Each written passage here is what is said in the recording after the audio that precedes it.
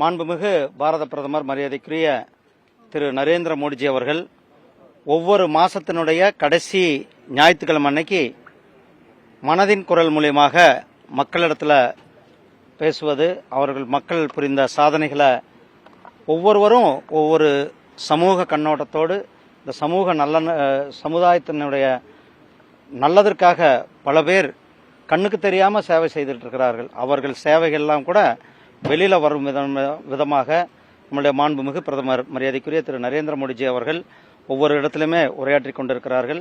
இன்றைக்கு 134வது எடிஷனாக 2014 அவங்க ஆட்சிக்கு வந்ததிலிருந்து ஒவ்வொரு மாசத்தினுடைய எந்த மாசமும் கூட தவறாமல் ஒவ்வொரு மாசமும் கூட மனதின் குரல் நிகழ்ச்சி மூலியமாக 134வது தடவையாக இன்றைக்கு பேசியிருக்கிறாங்க. இன்னைக்கு பேசினதுல கேலோ இந்தியா திட்டத்தின் மூலமாக எப்படி பலனடைந்திருக்கிறார்கள், 2 விளையாட்டு வீரர்கள் கூட கலந்துரையாடினாங்க.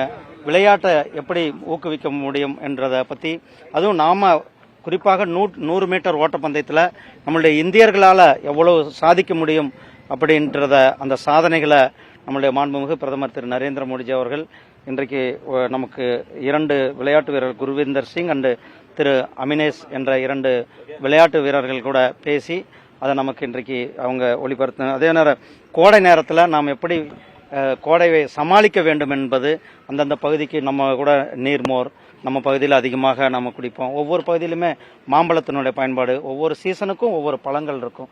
நமக்கு கோடைக்கு மாம்பழம் இருக்கிறது. அந்த மாம்பழத்தை இந்தியா முழுவதும் எப்படி யூஸ் பண்ணுறாங்க, நம்மளுடைய சேலம், நம்மளுடைய மல்கோவா மாம்பழம், இப்படி ஒவ்வொரு பகுதியினுடைய மாம்பழத்திற்கும் சிறப்பு இருக்கிறது என்பதை பற்றி சொன்னாங்க. அதையும் போல நம்மளுடைய மாண்புமிகு பிரதமர் திரு நரேந்திர மோடிஜி கடந்த ஒரு வாரத்துக்கு முன்னாடி 5 நாடுகளுக்கு சுற்றுப்பயணம் பண்ணியிருந்தாங்க. அதில் நெதர்லாந்தில் டச்சுக்காரர்கள் காலத்தில் அங்கிருந்து அவங்க கிட்ட இருந்த சோழர் காலத்து செப்பு பட்டயத்தை நம்ம திருப்பி மாண்புமிகு பிரதமர் திரு நரேந்திர மோடிஜி அவர்கள் கொண்டு வந்திருக்காங்க. ஏற்கனவே 200க்கும் மேற்பட்ட சிலைகள் வெளிநாடுகள்லேருந்து வெவ்வேறு நாடுகளில் இருந்த நம்மளுடைய தேசத்தினுடைய மிகவும் தொன்மை வாய்ந்த சிறப்புமிக்க அந்த சிலைகள் எல்லாம் கூட நாம் மீட்டு கொண்டு வந்திருக்கிறோம். தமிழ்நாட்டுக்கு கூட நம்ம மீட்டு கொண்டு வந்திருக்கோம். இந்த செப்பு பட்டங்களை கூட கூடிய சீக்கிரம் நம்ம தமிழ்நாட்டுக்கு அந்த சம்பந்தப்பட்ட பகுதிக்கு நாம் கொண்டு வருவதற்கான அனைத்து நடவடிக்கைகளும் எடுப்போம் அப்படின்றதையும் சொல்லிக்கொண்டு, மாண்புமிகு பிரதமர் திரு நரேந்திர மோடிஜி அவர்கள் உங்கள் தமிழக மக்கள் சார்பாக என்னுடைய மனமார்ந்த நன்றிகளையும் சொல்லிக்கொண்டு, ஏன்னா சோழர் காலத்தினுடைய பெருமை, ராஜேந்திர சோழன் ஏற்கனவே நம்மளுடைய மாண்புமிகு பிரதமர் அவர்கள் கங்கையை கொண்ட சோழபுரத்திற்கு வந்து அங்கே கோயிலில் சாமி கும்பிட்டு சோழர்களுடைய சிறப்பை உலகத்திற்கு எடுத்து சொன்னபடி சோழர்கள் கடற்கரை மார்க்கமாக பல்வேறு நாடுகளுக்கு சென்று பல்வேறு நாடுகளில் ஆட்சி புரிந்தார்கள். சோழர்களுடைய வரலாறு ஒரு மிக சிறந்த வரலாறு என்பதை இன்றைக்கு உலகத்திற்கு நம்மளுடைய மாண்புமிகு பிரதமர் அவர்கள் எடுத்து சென்றிருக்கிறார்கள்.